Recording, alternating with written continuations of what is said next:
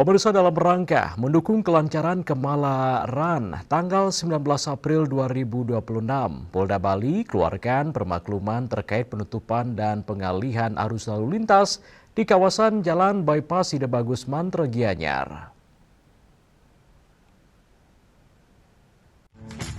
Kabid Humas Polda Bali Kombes Pol Arya Sandi menyampaikan langkah ini penting dilaksanakan guna menjamin keamanan para peserta lari Kemala Run dengan target peserta mencapai 11.000 orang dari seluruh Indonesia, bahkan dari luar negeri, sekaligus menjaga kenyamanan dan kelancaran para pengendara dan pengguna jalan lainnya.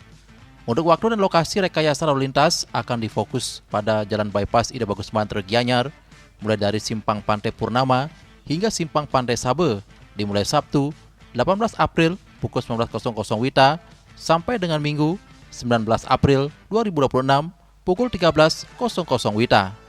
Selama waktu tersebut, jalur sisi utara akan ditutup total karena akan digunakan sebagai rute utama para pelari dengan titik start di Bali United Training Center.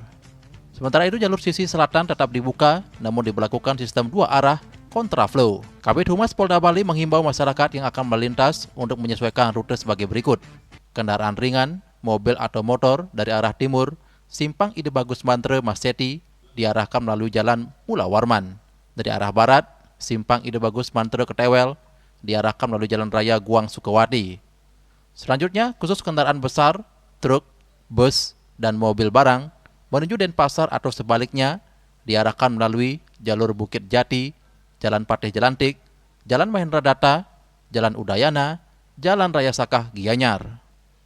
Raiswantara, Bali TV.